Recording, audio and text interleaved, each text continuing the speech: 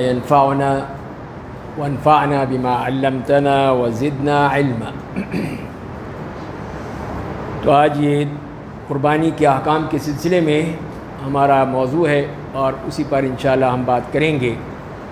اور جیسے کہ آپ حضرات جانتے ہیں کہ ان تمام محاضرات یا لیکچرز کا اصل مقصد یہی ایجوکیٹ کرنا ہے کہ جو اہم باتیں ہیں وہ آپ کے سامنے آ جائیں۔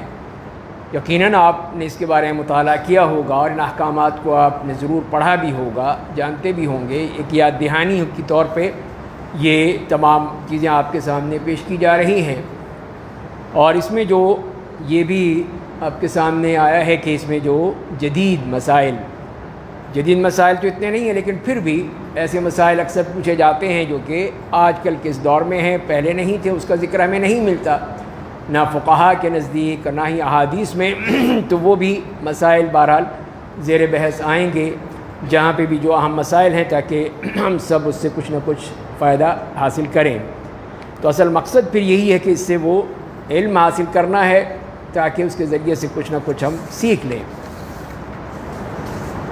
تو بہرحال جیسے کہ آپ قربانی کی مشروعیت کے بارے میں ہم سب جانتے ہیں کہ اس کو اللہ تعالیٰ نے مشروعیت دی ہے، خود آپ نے دی ہے اللہ تعالیٰ کی طرف سے۔ جیسے کہ حضرت آدم علیہ السلام کے دونوں بیٹوں کو حکم دیا گیا تھا کہ وہ قربانی کریں، اور پھر ایک کی قربانی قبول ہو گئی، ایک کی قبول نہیں ہوئی، اس کو غصہ آیا اور پھر اس نے اپنے بھائی کو مار ڈالا۔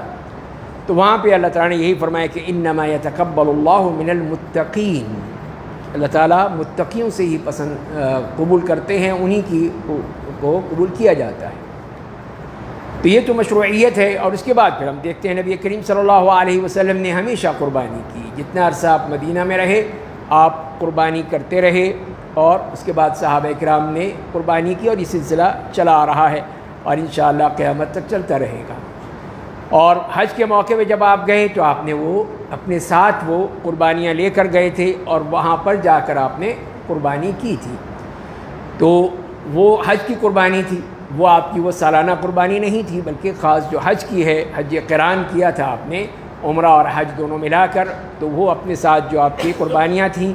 اور پھر سیدنا علی رضی اللہ تعالیٰ عنہ یمن سے لائے تھے، تو وہ 100 اونٹ جو ہے وہ آپ کی طرف سے وہاں پہ قربان کیے گئے۔ اب آئیے دیکھیے اس کا حکم جو ہے، اس کا حکم کیا ہے۔ تو ہمارے ہاں پھر یہ 2 موقف ملتے ہیں ہمارے اس معاشرے میں۔ ایک تو وہ ہے جو کہ اس کو واجب کہتے ہیں اور لازمی طور پر، اور اس کے ان کے یہاں نزدیک یہی ہے کہ جس کے اوپر صدقہ فطر واجب ہے اس کے اوپر قربانی بھی واجب ہے، اور صدقہ فطر جو ہے وہ ہر صاحب نصاب پر واجب ہے، اور نصاب ہے 7.5 تولے سونا۔ اس طرح انہوں نے اس کو نصاب کے ساتھ نتھی کر دیا کہ وہ نصاب جو ہے اس کے پاس موجود ہے، اگر مرد کے پاس ہے، عورت کے پاس ہے، تو سب پر قربانی ہے۔ دوسرا موقف یہ ہے کہ یہ سنت مؤکدہ ہے، سنت مؤکدہ ہے، اور اس میں کسی قسم کی کوئی بھی ایسی چیز نہیں ہے۔ اس لیے کہ نبی کریم صلی اللہ علیہ وسلم نے یہ فرمایا کہ من وجد ساعة فلم يضحي فلا يقربن مصلانا، کہ جس کے پاس استطاعت موجود ہے اور وہ قربانی نہ کرے تو وہ ہمارے عیدگاہ کے قریب بھی نہ آئے، یعنی ایک طرح سے اس پر یہ وعید ہے۔ لیکن یہ فرمایا کہ من وجد ساعة، ساعت سے مراد کیا ہے؟ وہی استطاعت، اگر استطاعت ہے تو قربانی کرے، استطاعت نہیں ہے اس پہ قربانی اس پر لازمی نہیں ہے کہ وہ قربانی کرے۔ تو یہ واضح ہمیں ہوتا ہے ان احادیث سے کہ اس میں کوئی فرض نہیں کیا گیا، واجب نہیں کیا گیا، بلکہ اس کو سنت بتا دیا گیا، اور سنت کو استطاعت کے ساتھ ہی نتھی کر دیا گیا۔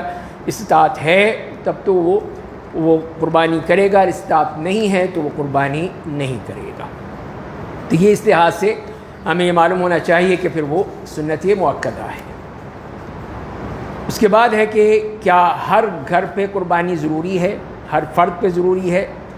اب اس میں ہمیں حدیث ملتی ہے کہ جس میں نبی کریم صلی اللہ علیہ وسلم نے فرمایا ہے کہ یا ایھا الناس ان علی کل اہل بیت فی کل عام اضحیہ، کہ لوگوں ہر گھر والے پر ہر سال ایک قربانی ہے۔ اس کا مطلب کیا ہوا پھر؟ اس کا مطلب یہ ہوا کہ صرف ایک خاندان پر ہے، ایک خاندان پر ایک قربانی ہے، ایک گھر والے پر۔ اب آپ کہیں گے کہ جو جوائنٹ فیملی سسٹم ہے اس میں کیسے کرے؟ تو وہ بھی اگر ایک گھر ہے، بھائی ہیں اکٹھے رہتے ہیں، والدین ہیں وہ ساتھ رہتے ہیں، ایک ہی ان کا کچن ہے، اسی میں سارا کام ہوتا ہے، تو ایک گھر کہلائے گا۔ اگر ان کی کچن علیحدہ علیحدہ ہیں تو آپ کہہ سکتے ہیں کہ وہ علیحدہ علیحدہ ایک خاندان ہے، کنبہ ہے، تو اس صورت میں وہ علیحدہ ہو سکتے ہیں ان کے لیے، ورنہ وہ ایک ہی کنبہ کہلائے گا جبکہ وہ ایک ہی سربراہ کے نیچے آتے ہیں۔ تو لہذا یہاں پر پھر یہ کہ الگ سے پھر قربانی نہیں ہے کہ بیوی الگ کرے، شوہر الگ کرے، بچے الگ کریں، بھائی الگ کریں، سب وہ قربانیاں کر رہے ہیں۔ آپ ویسے بھی مہنگائی کا دور ہے، جب وہ حصہ ہی جو ہے وہ کہاں تک جا رہا ہے، کوئی 28,000 29,000 30,000 تک جا رہا ہے، تو اب بتائیے کہ پھر وہ کتنی مہنگی ہوتی جا رہی ہے، اور آگے چلیں گے تو اور مسئلہ بڑھتا ہی جائے گا، کم تو نہیں ہوگا۔ ایسا تو وقت نہیں آتا کہ وہ سستا ہو جائے۔ تو اسی لیے پھر وہ جو چیز ہمارے سامنے آسانی ہے وہ ہم نے پیش کرنی ہے۔ نبی کریم صلی اللہ علیہ وسلم کا یہی قول ہے کہ یسروا ولا تعسروا، کہ آسانی پیدا کرو، مشکل نہ ہو۔ جب ہمارے پاس آسانی کا ذریعہ موجود ہے، ہم زبردستی آسانی نہیں پیدا کر رہے، آسانی موجود ہے اس میں، کہ جب نبی کریم سے کہہ رہے ہیں کہ ہر خاندان پر ہے، تو ایک خاندان ہے اس کے اندر سارے افراد ہیں اس کے، تو وہ اگر کر لیتے ہیں ایک قربانی کافی ہوگی، سب کی طرف سے ہوگی۔ تو یہ کتنا بہترین معاملہ ہو گیا اس معاملے میں کہ اس کو، تو اسی لیے پھر جیسے کہ اور روایت میں بھی آتا ہے کہ حضرت ابو ایوب انصاری سے پوچھا گیا کہ رسول اللہ صلی اللہ علیہ وسلم کے زمانے میں کس طرح قربانی کی جاتی تھی، تو انہوں نے جواب دیا کان الرجل یضحی بالشاة عنہ وعن اہل بیتہ، کہ آدمی صرف ایک بکری کی قربانی کرتا تھا اپنی طرف سے اور اپنے تمام گھر والوں کی طرف سے۔ تو یہ ہے وہ نبی کریم صلی اللہ علیہ وسلم کے دور اور آپ کے عہد کا معاملہ کہ اس زمانے میں بھی اس کو ایک ہی قربانی کی جاتی تھی، الگ الگ ہر شخص کے لیے نہیں کرتے تھے۔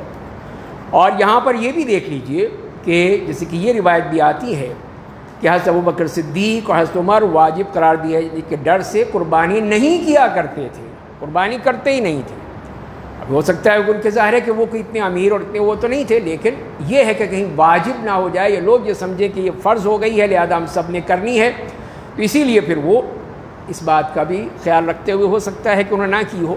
لیکن یہ روایت ہمیں ملتی ہے، اس میں ایک تو یہی ہے کہ وہ چاہتے تھے کہ آسانیاں ہو لوگوں کے لیے، آسانی ہو جائے، لوگ دیکھیں گے جی امیر المومنین کر رہے ہیں تو ہم بھی کریں، پھر زبردستی کریں، جیسے آج کل ہے کہ جی قرضے لے کر سکتے ہیں، یہ فلاں سے ایک سوال آیا کہ جی ٹیچر ہیں، ان کے اسٹوڈنٹ ہیں، ہم مل کر ایک قربانی کر لیں۔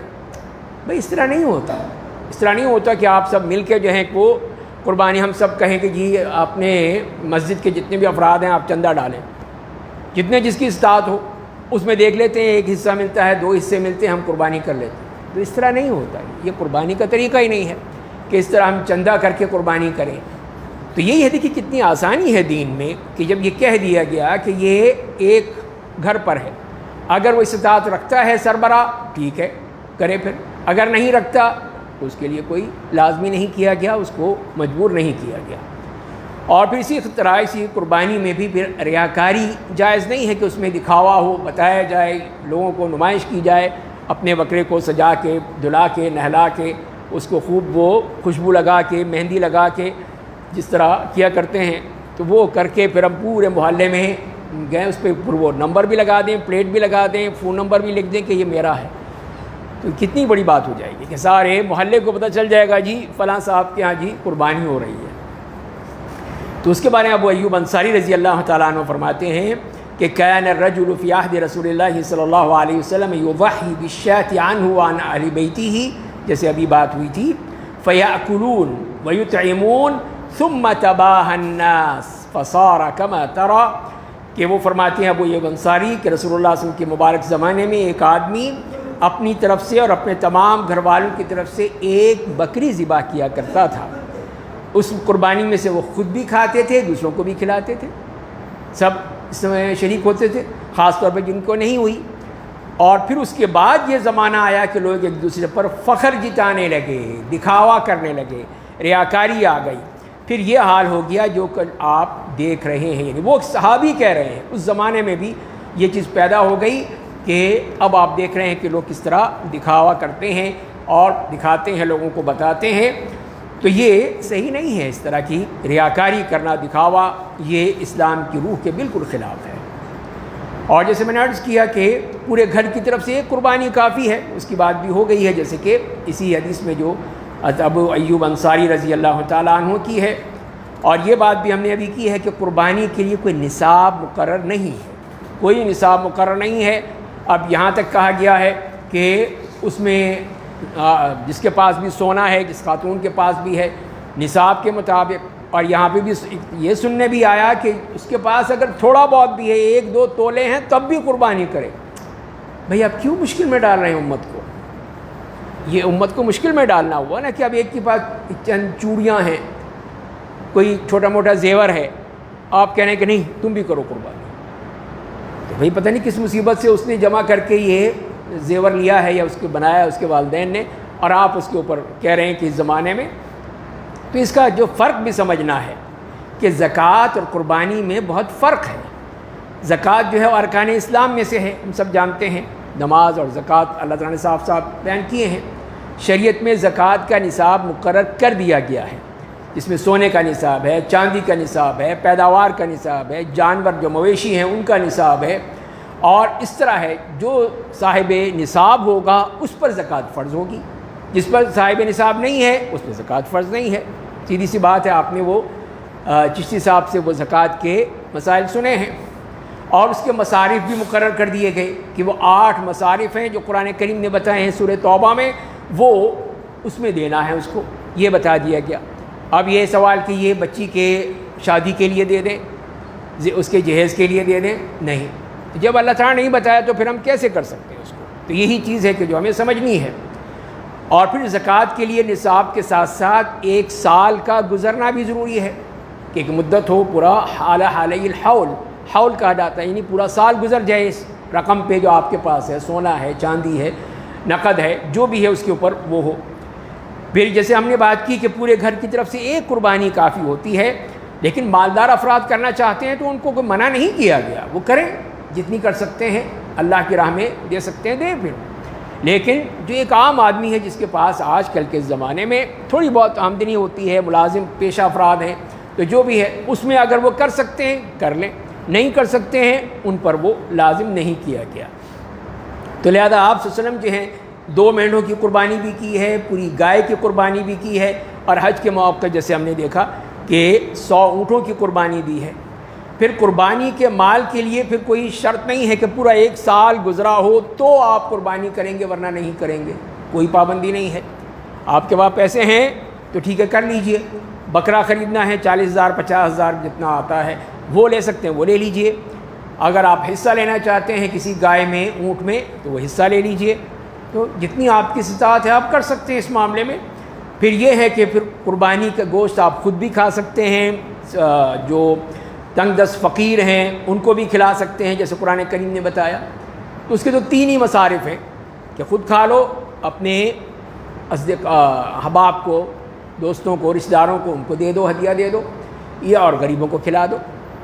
تو اسی لیے پھر اس کے جو 3 ہی مصارف ہوئے تو کتنا فرق نظر آیا زکوٰۃ میں اور قربانی میں، اس کے مسائل میں کتنا فرق ہے. تو لہذا کوئی اس میں کنفیوژن نہیں ہونا چاہیے کہ ہم یہ کہیں کہ اس لیے اس میں یہ بھی ہو سکتا ہے اور یہ بھی کیا جا سکتا ہے. نہیں، جب زکوٰۃ ایک الگ مسئلہ ہے، قربانی ایک الگ مسئلہ ہے، تو پھر اس میں کیسے ہم ایک دوسرے کے ساتھ اس کو ملا کے کنفیوز کرتے ہیں. اس کے بعد پھر ایک اور جو ہے کہ کیا زکوٰۃ کی رقم سے قربانی کی جا سکتی ہے کہ زکوٰۃ لے لیں یا کسی کو دے دیں بھائی تم قربانی نہیں کر سکتے یہ لو زکوٰۃ لے لو. تو یہ نہیں ہو سکتی ہے، اس لیے کہ وہ چیز جو ہے ہر چیز اس کے استطاعت کے مطابق ہے. زکوٰۃ کا الگ حکم ہے کہ نصاب کے مطابق ہونی چاہیے، اس کے مصارف مقرر ہیں جیسے میں نے عرض کیا. اب اس میں کہیں نہیں آتا کسی کو زکوٰۃ دیں کہ وہ حج کر لو جاؤ تم، یہ لو زکوٰۃ کے پیسے، یہ بھی نہیں ہے. یا یہ کہیں کہ یہ لو پیسے قربانی کر لو تم، یہ بھی نہیں ہے اس میں، اس لیے کہ وہ ذکر آیا ہی نہیں کہیں. نبی قسم جو اللہ تعالیٰ نے جو بتا دیا 8 مصارف، اس میں یہ ذکر نہیں ہے. اس میں تو فقیر اور مسکین کا ذکر آتا ہے سب سے پہلے ہی. تو وہ وہی ہے جو کہ محتاج ہے بیچارہ، اس کو آپ دیں گے اس کے زکوٰۃ میں سے. لیکن قربانی جو ہے وہ بھی اس کے ذریعے سے نہیں دی جائے گی۔ ایک اور مسئلہ جو آتا ہے کہ کیا قربانی میں عقیقے کی نیت کی جا سکتی ہے؟ اکثر لوگ یہ پوچھتے ہیں، سوال ہوتا ہے کہ اس کے جیسے کہ 7 حصے ہیں تو ہم 2 حصے کر لیں، ایک لڑکے کی طرف سے عقیقہ ہو جائے گا، لڑکی کا کرنا ہے تو 1 حصہ لے لیں، اس کی طرف سے عقیقہ ہو جائے گا۔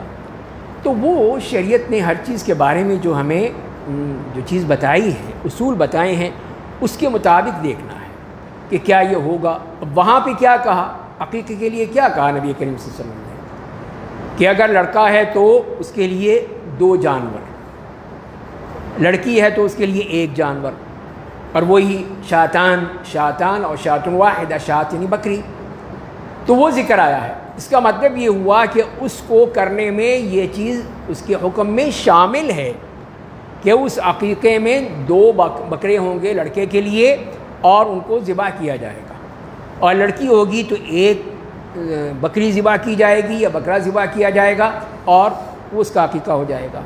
لیکن کیا یہ جو حصہ لیا ہے آپ نے، کیا یہ ایک بکرا اور بکری ہو جائے گا؟ تو نہیں۔ تو اس کا مطلب یہ ہوا کہ وہ جو مقصد ہے شریعت کا کہ 2 جانور ہونے چاہیے لڑکے کے لیے اور 1 جانور ہونا چاہیے لڑکی کے لیے، اس کا مطلب یہ ہے کہ یہ بھی شریعت کا مطالبہ ہے، شریعت نے کہا ہے کہ یہ اس طرح کرو۔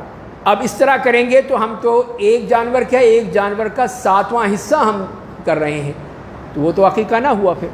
اس کا مطلب یہ ہوا کہ عقیقے کے لیے پھر جو شریعت نے بتایا ہے وہی ہم نے کرنا ہے، اس کے مطابق ہی کیا جائے گا۔ اس کے بعد آئیے پھر یہ کہ وہ بات تو پہلے بھی بات ہو چکی ہے کہ جمعے کے خطبے میں بتایا تھا کہ جو بھی قربانی کرنا چاہتا ہے اس کے لیے حکم دیا گیا ہے کہ وہ پھر اپنے بال اور ناخن نہ کاٹے، 10 دنوں میں نہ کاٹے۔ جب قربانی کر لے تو پھر وہ کاٹ سکتا ہے، ناخن بھی کاٹ سکتا ہے، بال بھی کاٹ سکتا ہے۔ تو لہذا پھر یہ حکم اس کے لیے ہے جو کہ قربانی کرنا چاہتا ہے، اس کے لیے فرمایا گیا۔ جو قربانی نہیں کرنا چاہتا اس کے اوپر نہیں ہے۔ کیا بیوی بچوں پر بھی ہے؟ اس میں بھی یہی کہا گیا کہ نہیں، جو قربانی کرتا ہے وہ جو سربراہ خاندان ہے اس کی ذمہ داری ہے، تو وہ یہ اس پہ عمل کرے گا، باقیوں کے لیے ضروری نہیں ہے کہ وہ اپنے ناخن جو ہیں وہ نہ تراشیں، یا ویسے کر لیں ٹھیک ہے، کوئی مسئلہ نہیں ہے۔ اسی طرح آج کل بھی حتیٰ کہ حاجی جو ہیں وہ بھی وہاں سے فون کر کے پوچھ رہے ہیں کہ ہم اپنے ناخن کاٹیں یا نہ کاٹیں۔ میں کہا بھائی تمہارے لیے حکم نہیں ہے، یہ حکم تو ہمارے لیے، ہم جو یہاں بیٹھے ہیں دور، ہم قربانی کریں گے، ہمارے لیے حکم ہے، تمہارے لیے نہیں ہے۔ تم تو احرام میں رہو گے۔ اب کل وہ چلے جائیں گے منی 8 ذی الحج کو، اور ہفتے کو ان کا وہ حج ہے، 9 ذی الحج ہوگی، عرفات میں ہوں گے۔ تو اب یہ جب احرام کی پابندیاں ہوں گی تو وہ انہوں نے برداشت کرنی ہیں، اس کو انہوں نے پابندیوں کا خیال رکھنا ہے، اور اس میں کوشش کرنی ہے کہ بال نہ کاٹے جائیں، ناخن نہ کاٹے جائیں، اور جتنی بھی پابندیاں ہیں اس کے مطابق کیا جائے۔ تو لہذا پھر یہ پابندیاں صرف قربانی کرنے والوں کے لیے ہیں، حاجیوں کے لیے نہیں ہیں۔ قربانی کے جانور کے بارے میں تو وہاں پہ جو کہ ہمیں حدیث ملتی ہے جس میں نبی کریم صلی اللہ علیہ وسلم نے فرمایا ہے کہ 4 قسم کے جانوروں کی قربانی جائز نہیں ہے۔ کانا جانور جس کا کانا پن واضح ہو، سن لیجئے حدیث، سن لیجئے، اس کے بعد دیکھیے کہ کس طرح ہم اس کو اپلائی کر سکتے ہیں۔ دوسرا ہے کہ بیمار جانور جس کی بیماری واضح ہو، بالکل سامنے نظر آ رہی ہو۔ تیسرا آپ نے فرمایا لنگڑا جانور جس کا لنگڑا پن بالکل واضح ہو۔ کمزور جانور جس کی ہڈی میں گودا نہ ہو۔ تو یہ دیکھیے آپ نے 4 چیزیں وہیں، ہر ایک کے ساتھ یہی کہا کہ بالکل واضح ہونا چاہیے۔ اس کا مطلب کیا ہوا پھر کہ جو واضح عیب ہے وہ نہیں ہونا چاہیے۔ لنگڑا پن ہے، اندھا پن ہے، یا کانا ہے، آنکھ کا کوئی مسئلہ ہے، تو یہ چیزیں واضح نظر آ رہی ہیں، تب تو یہ ہے کہ اس کی قربانی نہیں ہوگی۔ لیکن چھوٹی موٹی چیز ہو جائے کہ اس کی جو کان پہ یہ ہوا ہے، اس کی دم میں یہ مسئلہ ہے، اس کے ٹانگوں میں یہ مسئلہ ہے، تو وہ نہیں ہے، اس میں اتنی گنجائش موجود ہے۔ تو لہذا جہاں پہ واضح فرمایا گیا ہے کہ واضح چیز موجود ہو، عیب بالکل نظر آتا ہو، ہر شخص کو نظر آتا ہو۔ اب یہ الگ بات ہے کہ وہ دانت جو ہیں وہ ایلفی سے جوڑ دیے گئے ہیں، تو پھر آپ کیا کریں گے، وہ مسئلہ ہے۔ بس اب دانت دیکھ لیجیے گا، ویسے جب بھی اب جائیں اگر منڈی یا اگر ہے تو دیکھ لیجئے کہ وہ ہاتھ میں تو نہیں آ جائیں گے آپ کے. تو اب یہ کام بھی شروع ہو گیا ہے جہاں پہ بھی ہے 2 نمبری. تو لہذا پھر اس سے یہی معلوم ہوا کہ لاغر، کمزور، مریل، دبلا پتلا، بالکل ہی چربی سے بالکل خالی اس قسم کے جو ہیں جانور ان کو نہ لیا جائے، جیسے کہ ابھی بات ہوئی اسی حدیث میں بھی. اور پھر رسول اللہ صلی اللہ علیہ وسلم نے بھی یہی فرمایا کہ صحابہ کہتے ہیں کہ رسول اللہ نے ہمیں حکم دیا کہ ہم قربانی کے جانوروں کی آنکھیں اور کان غور سے دیکھ لیا کریں، نہ کوئی ایسی قربانی کریں جو کانی ہو، نہ اس کا کان آگے یا پیچھے سے کٹا ہوا ہو یا کان چیرا ہوا ہو اور نہ ہی اس میں سوراخ ہو. زہیر کہتے ہیں کہ میں نے ابو اسحاق سے پوچھا کیا ٹوٹی ہوئی سینگ کا بھی ذکر کیا تھا، اس کا ذکر ہے؟ تو انہوں نے کہا کہ نہیں. میں نے کہا کہ مقابلہ سے کیا مراد ہے؟ تو انہوں نے کہا جس کے کان کا کنارہ کٹا ہوا ہو، تھوڑا سا کٹا ہوا ہو. مدابرہ کسے کہتے ہیں؟ جس کا کان پیچھے کی طرف سے کٹا ہوا ہو. شرقا کہتے ہیں جس کا کان چیر دیا گیا ہو، اس کو کہا جاتا ہے. اور خرقہ سے مراد یہ ہے کہ جس کے کان میں سوراخ ہو. تو یہ وہ چیزیں صاف نظر آ رہی ہیں، واضح طور پر ہیں، اسی لیے پھر ان کی قربانی جائز نہیں ہوگی. اور اسی طرح پھر سینگ کا معاملہ بھی ہے کہ بالکل ہی جسے کان جڑ سے کٹا ہوا ہو، سینگ جو ہے ٹوٹا ہوا ہو، اس کے بارے میں بھی آپ نے منع کیا ہے اور یہی کہا ہے کہ اس کو دیکھ کے کرو اس قسم کی. اور بعض علماء نے یہی کہا ہے کہ 1/3 تک اگر کٹا ہوا ہو تو اس میں کوئی حرج نہیں، صرف 1/3 وہ ہے کان میں یا سینگ میں، اس میں اجازت دی ہے. تو اسی لیے پھر براء ابن عازب رضی اللہ تعالیٰ عنہ کے بارے میں جب پوچھا گیا ان سے تو انہوں نے یہی کہا اگر تمہیں جانور پسند نہ آئے تو اسے چھوڑ دو، لیکن کسی دوسرے پر اسے حرام مت کرو. دوسرا اگر لینا چاہتا ہے تو لے لے اگر اس میں اتنا ہے. تو لہذا یہی ہے کہ علماء کرام کے ہاں، محدثین کے ہاں، کہ اگر معمولی یا خفیف قسم کا عیب ہے تو اس میں کوئی حرج نہیں، اس میں کوئی حرج نہیں ہے، وہ قابل معافی ہے، اس کی قربانی کی جا سکتی ہے. اگر صحت مند جانور خریدنے کے بعد اگر کوئی بیماری ہو جاتی ہے، کچھ تھوڑا بہت مسئلہ بن جاتا ہے تو اس کی بھی قربانی کی جا سکتی ہے. تو معلوم یہی ہوا کہ جانور صحت مند ہو، لنگڑا نہ ہو، کانا نہ ہو، بیمار نہ ہو، سینگ جڑ سے اکھڑا نہ ہوا ہو، اچھی طرح دیکھ لیا جائے. بہرحال اس میں اتنی سختی نہیں کرنی چاہیے کہ ذرا سا بھی کچھ ہو گیا تو فوراً اس کو رد کر دیا، ایسا نہیں ہے. معمولی اور خفیف قسم کے جو عیب ہیں ان کو معاف کر دیا گیا ہے. جانور کی عمر کے بارے میں تو جیسے کہ دمبا یا دمبی ہے تو 6 مہینے اور سال کے درمیان کی ہے. بکرا بکری 1 سال پورے کر کے جو دوسرے سال میں داخل ہو رہا ہے.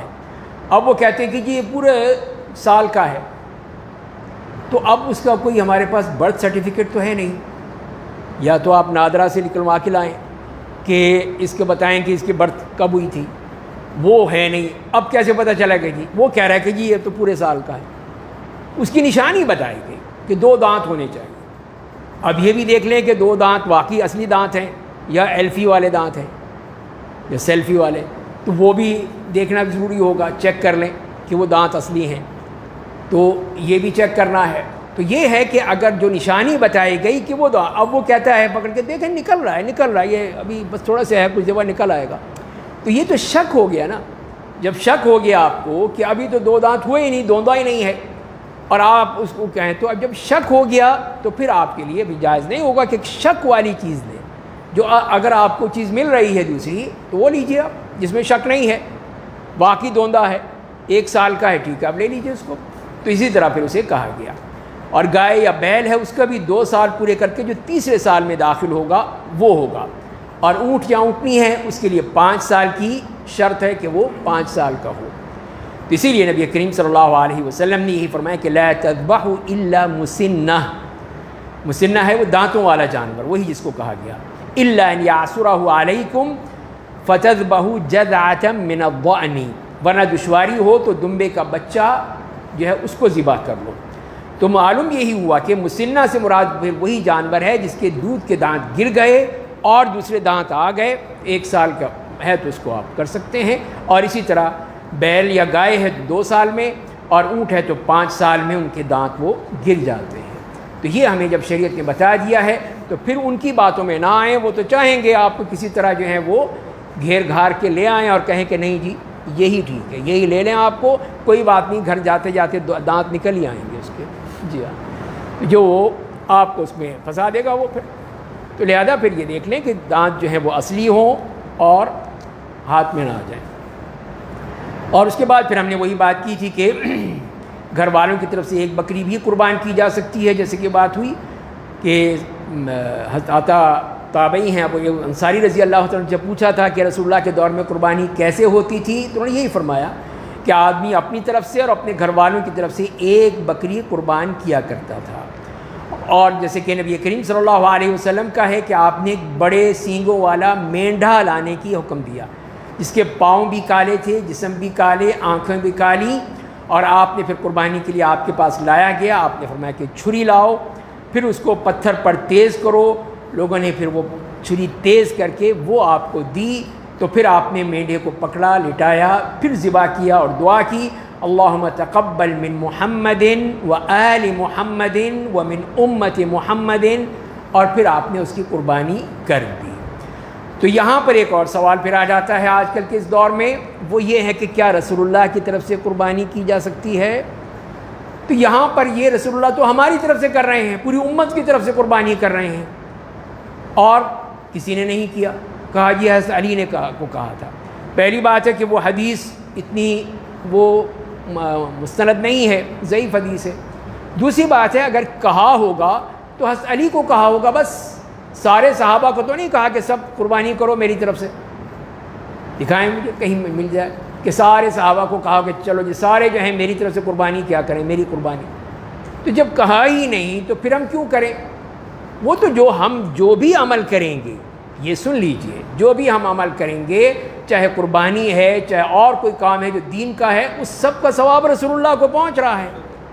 وہی تو ہیں ہمارے ہادی، وہی تو ہمارے رہبر ہیں، وہی تو ہمارے رہنما ہیں، وہی تو ہمارے مقتدا ہیں۔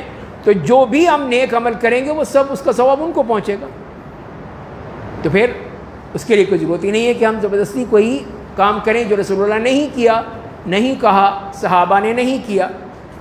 تو لہذا پھر یہی ہے کہ آپ صلی اللہ علیہ وسلم نے اپنی امت کے جو غریب تھے ان کی طرف سے وہ کر دی ہے، تو آپ نے ہماری طرف سے کی ہے، ہمیں نہیں کہا کہ ہم آپ کی طرف سے کریں۔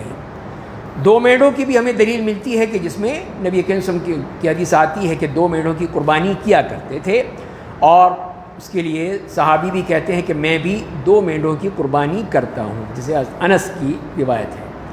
اور اسی طرح اونٹ کی بھی آتی ہے کہ نبی کریم صلی اللہ علیہ وسلم نے اپنے ہاتھوں سے 7 اونٹوں کا نہر کیا تھا۔ ان کے لیے نہر ہوتا ہے، ذبح نہیں ہوتا، ان کو کھڑے کھڑے ہی ان کو نہر کر دیا جاتا ہے، ان کی جو گردن کے قریب، وہاں پہ وہ ایک تیز دھار چیز سے وہ مارا جاتا ہے، خون بہتا ہے اور وہ گر پڑتا ہے، اس کے بعد اس کو ذبح کر لیا جاتا ہے۔ اسی طرح وہ 100 اونٹوں کی دلیل جیسے کہ بات ہوئی کہ حجۃ الوداع کے موقع پر آپ نے 100 اونٹوں کی قربانی کی تھی، تو فنحر 63 بیدہ، 63 اونٹوں کی آپ نے اپنے دست مبارک سے کی، اور باقی جو تھی پھر سیدنا علی کو دے دی، انہوں نے باقی اونٹوں کی قربانی انہوں نے کی تھی، باقی 37 کی۔ اس طرح وہ یہ ملتا ہے۔ اور اسی طرح جو خسی جانور ہے اس کی قربانی بھی سنت ہے، اور اس کے بارے میں کوئی مذائقہ نہیں ہے، اور حدیث بھی آتی ہے کہ نبی کریم سے قربانی کے دن 2 مینڈے ذبح کیے، سینگوں والے، خوبصورت، اور موجعین آتا ہے، موجعین یعنی وہ خسی تھے، تو لہذا اس میں کسی قسم کا کوئی حرج نہیں ہے، ایسے جانور کی بھی قربانی ہو سکتی ہے۔ اونٹ اور گائے میں جو شرکت ہے اس میں شراکت ہو سکتی ہے، تو اس میں بھی حدیث ملتی ہے ہمیں کہ صحابی فرماتے ہیں کہ ہمیں رسول اللہ صلی اللہ علیہ وسلم نے یہ حکم دیا تھا کہ گائے اور اونٹ کی قربانی میں ہم 7 افراد شریک ہو جائیں۔ تو یہ ہے کہ آپ نے اس طرح 7 کہے، گائے میں بھی اور اونٹ میں بھی، دونوں میں ہی ہے۔ ایک اور دوسری روایت میں بھی آتا ہے کہ ہم اس کے ساتھ ایک سفر میں تھے کہ قربانی کا دن آ گیا، سو ہم نے گائے میں 7 لوگوں کو شریک کر لیا اور اونٹ میں 10 لوگوں کو شریک کر لیا۔ تو یہ صاف ظاہر ہے کہ سفر کی بات ہو رہی ہے، سفر میں۔ اور ایک اور دوسرے سفر میں بھی آتا ہے کہ آپ نے اونٹ میں 10 لوگوں کو حصہ بنایا تھا۔ تو یہ خاص طور پہ خصوصی طور پر اس کا معلوم یہ ہوا کہ سفر کی حالت میں آپ نے 10 کیے ہیں، باقی مدینے میں رہتے ہوئے حضر میں آپ نے صرف 7 ہی کیے ہیں، تو وہی مراد ہے۔ اس کے بعد پھر ایام تشریق جو ہم جانتے ہیں کہ وہ ہیں 10 ذی الحجہ تو یوم النحر ہے، اس کے بعد 11، 12 اور 13 یہ 3 دن ہیں۔ اور ایام تشریق کے بارے میں کہا ہے، جسے قرآن نے کہا ہے کہ وَاذْكُرُوا اللَّهَ فِي أَيَّامٍ مَعْدُودَاتٍ فَمَنْ تَعَجَّلَ فِي يَوْمَيْنِ فَلَا إِثْمَ عَلَيْهِ وَمَنْ تَأَخَّرَ فَلَا إِثْمَ عَلَيْهِ لِمَنِ اتَّقَى وَاتَّقُوا اللَّهَ وَاعْلَمُوا أَنَّكُمْ إِلَيْهِ تُحْشَرُونَ۔ اس کا مطلب یہی ہوا، ایام تشریق اللہ تعالیٰ نے خود بتا دیا کہ یہ ہیں ایام معدودات، گنے چنے دن ہیں، اللہ کو یاد کرو اس میں۔ اب جو شخص 2 دن میں چلا جائے کوئی حرج نہیں ہے کہ 10 ذی الحجہ کو اس نے قربانی کی، 11 اور 12 کو وہ وہاں پہ رہا مینا میں، 12 کو وہ رمی کر کے کنکریاں مار کے چلا گیا، ٹھیک ہے چلا جائے کوئی بات نہیں۔ اس کے بعد جو فرمائیں کہ جس نے فمن تاخر فلا اثم علیہ لمن اتقى، لیکن اگر کسی نے 13 تاریخ کو بھی رہنا ہے وہ بھی رک گیا، اور تو وہ بھی کنکریاں مار کے 13 ذی الحجہ کو چلا جائے۔ تو یہاں پہ کہنے کا مقصد یہ ہے کہ 13 ذی الحجہ بھی ایام تشریق میں شامل ہے۔ تو یہاں سے پتہ چلا کہ قربانی کے دن کتنے ہوئے، پھر 4 دن ہو گئے نا، 10، 11، 12، 13۔ ہم کہتے ہیں یہ 3 دن ہی ہیں۔ 3 دن کیوں ہیں جب اللہ تعالیٰ نے 4 دن مقرر کیے ایام تشریق، اور اسی میں کہا ہے کہ کھاؤ پیو اور یہ فائدہ اٹھاؤ ان چیزوں سے جو اللہ نے تمہارے لیے حلال کی ہیں، وہ ہمیں کہا گیا۔ تو وہ 4 دن ہیں، 3 دن نہیں ہیں۔ اسی لیے پھر ہمیں اسی کی طرف چلنا چاہیے کہ 13 تاریخ کو بھی قربانی اگر کوئی کرتا ہے تو جائز ہے، جیسے کہ کیا کرتے تھے۔ آپ نے فرمایا ایک حدیث میں کہ کل ایام التشریق ذبح، کہ گوشت سکھانے کے سارے دن ہی ذبح کے دن ہیں۔ تشریق اسی لیے کہا جاتا تھا کہ وہ گوشت، ان کے پاس کوئی ڈیپ فریزر تو تھے نہیں کہ جس میں پورا بکرا آ جائے یا پورا حصہ ہی آ جائے، سارا سال چلتا رہے گا، تھوڑا تھوڑا کھاتے رہیں گے یا اس کی طرف دکھا کے کھا لیں گے، زیادہ مہنگا ہوگا تو یہ کر سکتے ہیں۔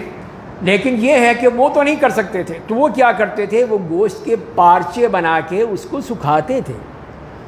وہی ہے تشریق کہ سورج کے سامنے اس کو سکھا لیتے تھے گوشت کو، اور پھر اس کو بعد میں کھاتے تھے جب تک وہ چلتا تھا۔ تو یہ ہے اس کا مطلب کہ آپ نے ہی فرمایا کل ایام التشریق۔ تو ایام التشریق جیسے میں نے عرض کیا قرآن کریم نے بتا دیا ہمیں کہ وہ 3 ہیں، 2 نہیں ہیں۔ تو یوم النحر اور 3 دن یہ 4 دن ہو گئے، اور سب میں ذبح کیا جاتا ہے۔ بہرحال افضل کیا ہے وہ 10 ذی الحجہ کا ہے۔ 10 ذی الحجہ جو یوم النحر ہے اس دن آپ کریں، اور اسی لیے پھر آپ نے فرمایا کہ ان اعظم الایام عند اللہ تبارک و تعالی یوم النحر ثم یوم القر، کہ یوم القر کہ پہلا جو سب سے افضل دن ہے وہ یوم النحر ہے 10 ذی الحجہ کا، اور اس کے بعد پھر وہ 11 کا ہے۔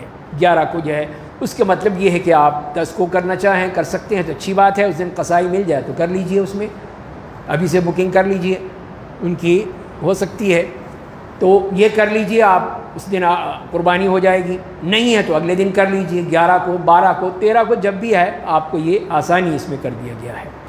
اور اسی لیے پھر ایام کے بارے میں یہی فرمایا کہ ایام تشریق ایام اکل و شرب، کہ ایام تشریق یہ کھانے پینے کے دن ہیں، اس میں روزہ نہیں رکھنا چاہیے، روزہ رکھنے سے منع کیا، بلکہ کھانے پینے کا حکم دیا، اور اسی میں ذکر الہی کا حکم دیا کہ وَاذْكُرُوا اللَّهَ فِي أَيَّامٍ مَعْدُودَاتٍ، کہ اس میں تکبیرات پڑھی جائیں گی، کثرت سے تکبیرات پڑھی جائیں گی۔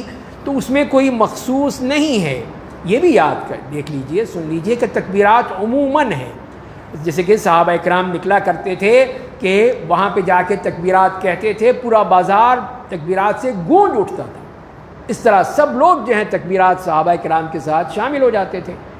تو یہ ہے تکبیرات ایک عمومی چیز ہے، آپ اپنے گھر میں ہیں، سفر میں ہیں، آ رہے ہیں، جا رہے ہیں، تکبیرات پڑھتے رہیے ان ایام میں، خاص طور پہ جو عید کے ایام ہیں۔ اور اسی لیے فرماتے ہیں کہ عبداللہ ابن عمر اور سیدنا ابو ہریرہ رضی اللہ تعالیٰ عنہما، یہ دونوں حضرات بازار جاتے تھے انہی 10 دنوں میں، اور وہاں جا کے تکبیرات کہتے تھے، اور لوگ پھر ان کی تکبیرات کے ساتھ مل کے تکبیر کہتے تھے، اس طرح تکبیرات ہوتی تھی۔ تو اب یہ مخصوص کرنا کہ نہیں ان دنوں میں نمازوں کے بعد ہوگی، تو یہ مقید یا کوئی مخصوص ایام نہیں ہیں، بلکہ جب چاہیں آپ کہہ سکتے ہیں۔ تو یہی اللہ اکبر لا الہ الا اللہ واللہ اکبر وللہ الحمد، تو یہی ہیں تکبیرات۔ تو یہ ان دنوں میں عموماً ہمیں کہا ہے کرنے کو، تو ہمیں کرنی چاہیے 9 ذی الحجہ سے لے کر اور 13 ذی الحجہ تک بھی ہوگی، اس سے پہلے یہ 10 دنوں میں ہے، اس میں کیا جائے گا۔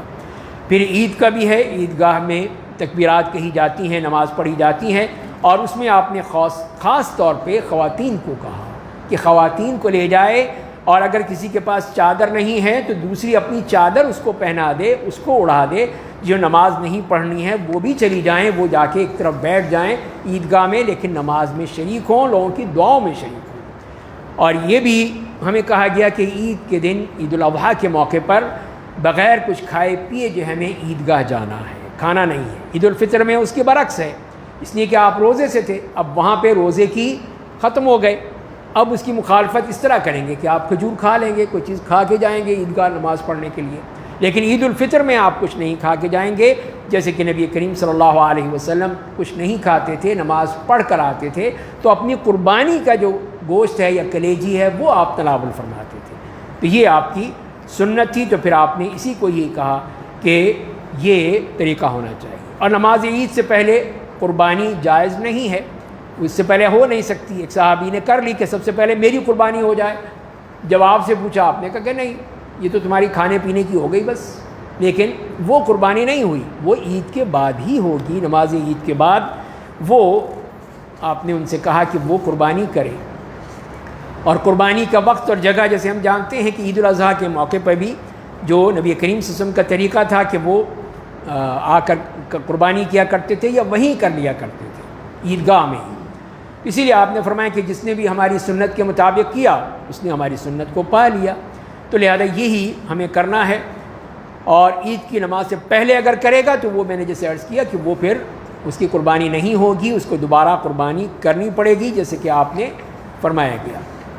اور قربانی عیدگاہ میں بھی ہو سکتی ہے جیسے کہ نبی کریم صلی اللہ علیہ وسلم کا طریقہ تھا، اور حاجیوں کی قربانی جو ہے وہ منی میں اور مکہ میں ہوگی۔ وہ یہ نہیں کر سکتے کہ وہ یہاں پہ کہہ دیں فون کر کے جی میری طرف سے قربانی کر دینا، نہیں، وہ نہیں ہوگی، اس لیے کہ حتی یبلغ الہدی محلہ، کہ جب تک کہ وہ ہدی یعنی قربانی جو ہے اپنی اصل جگہ جو حلال ہونے کی جگہ ہے وہاں تک پہنچ نہ جائے، اس وقت تک وہ اپنا احرام نہیں کھول سکتے۔ قرآن نے یہ حکم دیا ہے، تو اس کا مطلب کیا ہوا؟ یہی ہوا کہ وہ وہاں پر ہی قربانی کریں گے، جیسے کہ نبی کریم صلی اللہ علیہ وسلم قربانی لے کر گئے اور پھر آپ نے احرام نہیں کھولا، اسی لیے کہ آپ کے ساتھ قربانی تھی، تو آپ نے دوسرے صحابہ کو کہہ دیا جو قربانی نہیں ہے، جانور نہیں ہے ان کے ساتھ، کہ وہ اپنا احرام کھول دیں عمرہ کر کے اور پھر 8 ذی الحجہ کو احرام باندھ دیں۔ تو یہ ہے کہ پھر اب ان کی قربانی یہاں نہیں ہو سکتی، اگر کوئی کہے بھی آپ کو کہ میری قربانی بھی وہاں کر دینا تو یہ قربانی جائز نہیں ہوگی، وہ وہیں ہوگی منی میں اور مکہ میں۔ اب تو آسانی ہے وہاں پہ کہ وہ جو اسلامک بینک ہے تو وہ آپ سے وہ لیتا ہے، پیسے لے لیتا ہے اور آپ کو اس کی رسید دے دیتا ہے، پھر اس کے لیے باقاعدہ انتظام ہے۔ یہ میں کوئی سنی سنائی بات نہیں کہہ رہا، جو میں دیکھا ہے، جو وہاں پہ اس کے لیے لوگ ہوتے ہیں، جو ڈاکٹرز ہیں اس کے وہ موجود ہوتے ہیں، جانوروں کو چیک کر کے پھر وہ قربانی کے لیے دی جاتے ہیں۔ نمبر 2 یہ ہے کہ علماء ہیں جو شرعی طور پر چیک کرتے ہیں کہ وہ قربانی کے لیے جانور ہے یا نہیں ہے، وہ کیا جاتا ہے۔ پھر تیسرے نمبر پر پھر ان کی قربانی کی جاتی ہے، باقاعدہ وہ جو انہوں نے سلاٹر ہاؤس بنایا ہے اس سے، اور پھر وہ قربانی کہاں جاتی ہے؟ وہ جائے گی پوری دنیا میں جہاں پہ بھی مسلمان ہیں، غریب ہیں، محتاج ہیں، قحط میں ہیں، مشکل میں ہیں، مصیبت میں ہیں، وہاں پہ ان کے ہاں جائے گی، ان کو مل جائے گی۔ اس سے کیا فائدہ ہوا کہ آپ نے جو بینک کو پیسے دیے تھے، یہ شکر ہے کوئی پاکستانی بینک نہیں ہے، تو وہ اسلامی بینک ہی ہے وہاں کا، اس نے ہی پیسے لینے ہیں اور اس نے ہی خرچ کرنا ہے، باقاعدہ اس کا ایک سسٹم ہے، اس کے مطابق وہ ہوتا ہے، اور وہ پھر قربانی کی جاتی ہے، وہ کسی نہ کسی مسلمان کے پیٹ میں جائے گی، ضائع نہیں ہوگی۔ لوگ کہتے ہیں نہیں جی پتہ نہیں ہوگا یا نہیں ہوگا، ہمارے ذہنوں میں تو یہی ہوتا ہے نا ہمارے پاکستانیوں کے، پتہ نہیں کریں گے یا نہیں کریں گے، ادا ہی کھا جائیں گے، تو یہ اس طرح نہیں ہوتا، جبکہ ان کا ایک سسٹم موجود ہے، اس سسٹم کے تحت وہ کام ہوتا ہے۔ اب وہ پھر کیا کرتے ہیں، وہیں پہ دے دیا کسی کو جاننے والے کو، یہ لو پیسے میری طرف سے قربانی کر دینا، اس طرح نہیں ہوتا، پتہ نہیں وہ کرے گا نہیں کرے گا، بھول جائے گا، پیسے گم ہو جائیں، کچھ ہو جائیں، تو پھر ذمہ داری تو آپ کی ہے نا، آپ کیوں نہیں کرتے؟ تو یہ ہے کہ بہتر طریقہ کہ اس کے ساتھ وہاں پہ ایک زمانہ وہ تھا شروع میں جب میں گیا تھا تو وہاں پہ لوگ جاتے تھے اسی قربان گاہ میں، وہیں پہ کھڑے ہوتے تھے جانور لیا، پیسے دیے، چھری سے ذبح کیا، وہیں پھینک دیا، سارے جانور پڑے ہیں، بلڈوزر آیا سارا سب کو لے کے اس نے ایک کھائی میں ڈال دیا، سب دفن۔ اس زمانے میں تو اتنا تو تھا کہ کچھ کو آپ لے جا سکتے تھے، چولہے لے جا سکتے تھے کہ چولہے پہ پکا لیں گے، کوئی کلیجی لے آئیں گے، کچھ کر لیں گے۔ اب اس کے بعد جب سے آگ لگنی شروع ہوئی ہے، آگ کے حادثات ہوئے تو انہوں نے ویسے ہی منع کر دیا، اب کوئی چیز وہاں پہ آپ لے ہی نہیں سکتے، لے جا ہی نہیں سکتے، تو لہذا پھر آپ کیوں پریشان ہوتے ہیں؟ بہتر یہی ہے کہ بینک میں پیسے جمع کرائیں اور آپ کی قربانی۔ پھر ایک اور پریشانی بھی ہو جاتی ہے حاجیوں کو کہ اب پتہ نہیں قربانی ہوئی یا نہیں ہوئی ہے، قربانی کا ٹائم کون سا ہے، ہم اب اس وقت احرام کھولیں یا نہ کھولیں۔ بھئی اب نبی کریم صلی اللہ علیہ وسلم نے اس دن کے لیے فرما دیا کہ جو بھی آیا اس نے کہا کہ میں نے قربانی پہلے کر لی، اس کے بعد میں نے طواف کیا، یا میں نے کنکریاں مار لی اس کے بعد میں نے وہ قربانی کی، یا اس سے پہلے کر لی، تو جو بھی کسی نے آگے پیچھے تاخیر تقدیم کی، آپ نے کہا کہ افعل ولا حرج۔ دیکھیے کتنی آسانی ہو گئی، کتنی آسانی ہے، اور اس میں وہاں پہ رش کے حالات میں وہاں یہ آسانی بہترین کام آتی ہے آپ کو کہ آپ کئی دفعہ وہ بسیں، میرے ساتھ بھی ایسے ہوا کہ بسیں سیدھی مکے پہنچا دیا اس نے، کتنا آسانی ہوگی، اس لحاظ سے آسانی ہو گئی کہ ہم جا کے طواف کر سکتے ہیں، وہاں پہ جا کے طواف کر لیا، پھر مینا واپس آئے، کنکریاں ماری، سر مڈایا، کپڑے پہن لی، یہ آسانی ہو گئی اس معاملے میں۔ یا اس کے اور کوئی مسئلہ ہو تو اس میں پھر آپ کے لیے آسانی ہے، جب نبی کریم صلی اللہ علیہ وسلم نے دے دی تو اب ہم کہیں کہ نہیں، جب تک کہ وہ قربانی نہیں ہوگی ہم احرام نہیں کھولیں گے، وہ کیسے پتہ چلے گی؟ وہاں مجھے موقع ملا ہے کئی سال وہاں پہ اسی پہ کام کرنے کا، تو لوگ یہی پوچھتے تھے، میں نے کہا وہاں پہ ایک دو قربانیاں نہیں ہیں میرے بھائی، وہاں پہ لاکھوں قربانیاں ہیں، وہاں پہ تو مستقل چلتے ہیں، 24 گھنٹے وہاں پہ وہ کام ہو رہا ہے۔ آپ کی قربانی کب آئے گی کچھ پتہ نہیں، آپ جا کے کھڑے ہو جائیں، پھر لائن میں جا کے، زیادہ ہی شوق ہے آپ کو، جائیں پھر آپ مینا کے آخر میں مزدلفہ میں، وہاں پہ اس کا وہ مذبح ہے، منحر یا مذبح جسے کہتے ہیں، وہ وہاں چلے جائیں، پھر آپ لائن میں کھڑے ہو جائیں، دیکھیں کہ آپ کی قربانی ہوئی یا نہیں ہوئی۔ بھئی کیوں پڑتے ہیں اس مصیبت میں آپ مشکل میں، جبکہ رسول اللہ نے کہہ دیا ہے کہ تقدیم و تاخیر ہو جائے تو کوئی مسئلہ نہیں ہے، افعل ولا حرج، تو لہذا پھر وہ کوئی ایسی ضرورت ہی نہیں ہے کہ آدمی پریشان ہو۔ اور یہ بھی ہے کہ اب وہ یہ پریشانی بھی ہوتی ہے حاجیوں کو کہ یہاں بھی کریں مینا میں اور وہاں پاکستان میں بھی کریں، جبکہ نبی کریم صلی اللہ علیہ وسلم نے صرف وہی قربانی کی، آپ جو ہر سال قربانی کرتے تھے وہ نہیں کی، تو یہ اب ہم کیوں کریں؟ پھر آپ کے پاس ہے، ٹھیک ہے، چلیے آپ جو پیچھے چھوڑ کر آئے ہیں، آپ کے بچے ہیں، اولاد ہے، اور لوگ ہیں آپ کے، ان کے پاس پیسے ہیں تو ٹھیک ہے کر لیں پھر وہ، لیکن یہ نہیں ہے کہ وہ اب یہ مسئلہ چھیڑ دیا گیا کہ نہیں جی آپ تو مقیم ہو چکے ہیں، آپ مکے میں رہے ہیں 15 دن، تو لہذا آپ مقیم ہو گئے، جب مقیم ہو گئے تو آپ پہ قربانی بھی فرض ہو گئی، اور مصیبت میں ڈال دیا، اور چپ ہو۔ اب کیا کریں؟ پہلے ہی بڑی مشکل سے وہ 300-400 ریال دیے جاتے ہیں، اوپر سے اور قربانی بھی آ گئی، بھئی کیوں ڈالتے ہیں مصیبت میں آپ لوگ، کیوں پریشان کرتے ہیں؟ یہ نہیں ہے کسی طرح، تو پھر وہ قربانی صرف حج کی قربانی ہے جو ایک الگ چیز ہے، جس کے بارے میں قرآن نے بتا دیا ہے کہ جو نہیں کر سکتا ہے اس کو 10 روزے رکھنے ہیں، 3 روزے وہاں پہ اور 7 روزے گھر آ کر۔ تو اس کے بارے میں تو نہیں ہے کہ جو قربانی نہیں کرے گا اس کو روزے رکھنے پڑیں گے، ایسے تو ہے ہی نہیں، یہ قربانی الگ ہے، وہ الگ ہے، تو اس کو بھی لوگ نہیں سمجھتے۔ پھر ذبح کرنے میں بھی ہمیں تاکید کی گئی کہ اچھی طرح ذبح کرو، چھری بھی تیز کرو، اس کے مطابق اس کو کرو تاکہ اس کو کوئی تکلیف نہ ہو جانور کو، اس کو بھی کہا تو اس کا طریقہ یہی کہ بسم اللہ اللہ اکبر کہہ کے کرنا ہے، تو جانور کو قبلہ رخ لٹانا چاہیے، پیر رکھ سکتے ہیں اس کے اوپر، اور پھر یہ آیت پڑھنا بھی مسنون ہے، انی وجہت وجہی للذی فطر السماوات والارض حنیفا وما انا من المشرکین۔ بہرحال آپ نے پھر اسی طرح کر کے اس کو کیا اور اس کو ذبح کر دیا، تو اس طرح ہے۔ اور جو اونٹ ہے جیسے میں نے عرض کیا کہ وہ نحر کیا جائے گا، اس کو ذبح نہیں کیا جائے گا۔ دوسروں کی طرف سے قربانی، یہ ہے ایک مسائل جو آج کل بار بار پوچھے جاتے ہیں۔ ایک تو یہ ہے کہ جو زندہ حضرات ہیں، اپنے گھر والے ہیں، ان کی زوجات ہیں، بیویاں ہیں، ان کی طرف سے ہے، اولاد کی طرف سے ہے، تو وہ ایک قربانی کافی ہے، وہ ایک قربانی ہوگی، سب کی طرف سے ہو جائے گی۔ تو زندہ کے معاملے میں تو کوئی مسئلہ نہیں ہے، مسئلہ ہے جو میت کی طرف سے۔ اکثر لوگ یہی پوچھتے ہیں کہ جو ہمارے والدین انتقال کر گئے ہیں، رشتہ دار انتقال کر گئے ہیں، تو وہ ہیں، اس کے لیے پھر وہ 3 حالات ہو سکتی ہیں۔ ایک تو یہ ہے کہ مرنے والے نے وصیت کی تھی کہ میری طرف سے قربانی کر دینا، تو ٹھیک ہے، اس کے 1/3 میں سے جو اس نے وصیت کی تھی اس میں سے آپ قربانی کے پیسے نکال لیں، اور جب قربانی کا وقت آئے تو قربانی کر دیں اس کی وصیت کے مطابق۔ دوسرا یہ ہے کہ آپ جو قربانی کر رہے ہیں اس میں شامل کر لیں اپنے فوت شدگان کو، جیسے کہ نبی کریم صلی اللہ علیہ وسلم نے کیا کہ آپ نے سب کا ہی ذکر کر دیا کہ میری امت کے جو لوگ ہیں سب اس میں شامل ہیں۔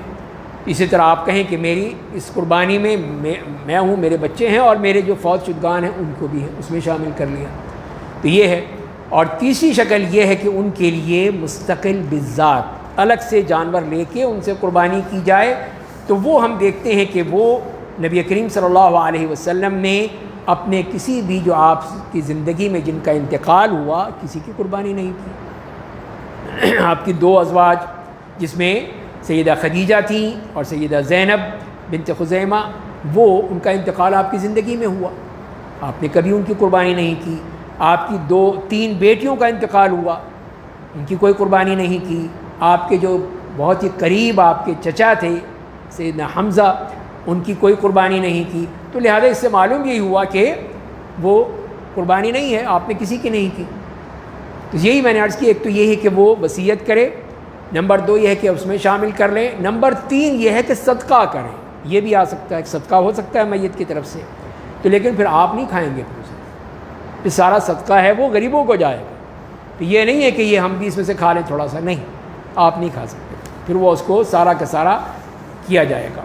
جہاں تک کہ نبی کریم صلی اللہ علیہ وسلم کے بارے میں ہے تو وہ میں نے عرض کر دیا اس کا معاملہ، اور قربانی کے مصارف جو ہیں وہ بھی بتا دیے گئے ہیں کہ اس میں خود بھی کھا سکتا ہے، اور خاص طور پہ تنگ دست لوگ ہیں، فقیر ہیں، ان کو دیے جانے کے لیے بعد 2 دفعہ کہا سورہ حج میں، فَكُلُوا مِنْهَا وَأَطْعِمُوا الْبَائِسَ الْفَقِيرَ، فاقہ کش فقیروں کو بھی کھلاؤ، فَكُلُوا مِنْهَا وَأَطْعِمُوا الْقَانِعَ وَالْمُعْتَرَ، کہ اس میں سے خود بھی کھاؤ، نہ مانگنے والے خوددار کو بھی اور مانگنے والے کو بھی کھلاؤ، ان کو بھی دو۔ اس طرح پھر ہمیں چاہیے کہ ہم ان کو دیں، اور اسی میں سے مساکین کو بھی، اور اس میں سے ہدیہ بھی دیا جا سکتا ہے، وہ بھی ہیں، تو یہ ہمیں اس کے بارے میں بتا دیا۔ قربانی کے گوشت کو ذخیرہ کرنے کی بھی اجازت ہے، رکھا جا سکتا ہے، لیکن یہ نہیں ہے کہ سارا کا سارا ہی رکھ لیں آپ پورے ہی اپنے ڈیپ فریزر میں، تو ایک دمبا آ ہی جائے گا نا، تو گائے تو نہیں آئے گی، لیکن وہ دمبا آ جائے گا، پورا رکھ لیں، لیکن یہ ہے کہ اس میں سے غریبوں کا حق ضرور نکالیں۔ اور جہاں تک کہ کھالوں کا مسئلہ ہے تو وہ بھی یہی ہے کہ جو مستحق لوگ ہیں ان کو دے دی جائے، لیکن اس کو کسائی کو نہ دیجیے، اس کو اجرت دیں گے بس، آپ نہ اس کو گوشت دیں گے نہ کھال دیں گے، آپ اس کو صرف جو اجرت طے ہوئی ہے وہ دینی ہے، اس کے علاوہ اور کچھ نہیں دے سکتے، تو یہ چیز اس بات کا خیال رکھنا چاہیے۔ باقی جو مسائل ہیں اس میں جو جدید مسائل کی بات ہوئی تھی، اس میں کچھ چیزیں تو وہ ہیں جو کہ ہمیں نظر آتی ہیں سوالات کی صورت میں۔ ایک تو میت کی طرف سے ہے، اس پہ میں نے بات کی ہے آپ کے سامنے، ایک دوسری ہے نبی کریم صلی اللہ علیہ وسلم کی طرف سے، اس کی بھی بات ہو گئی ہے۔ تیسری بات ہے کہ جو کئی پوچھتے ہیں کہ لوگ باہر سے پیسے بھیجتے ہیں، امریکہ سے، انگلینڈ سے، برطانیہ اور کئی ملکوں سے، اب وہ یہاں پہ قربانی اور وہاں کا وقت وہ تو ایک نہیں ہے، امریکہ تو 9 گھنٹے بعد میں ہے، جب ہمارے ہاں قربانی ہو رہی ہے وہاں تو رات ہے، جب ان کے ہاں صبح ہوئی عید کی تو ہمارے یہاں رات ہے، اب بھائی ان کی قربانی کب کریں گے؟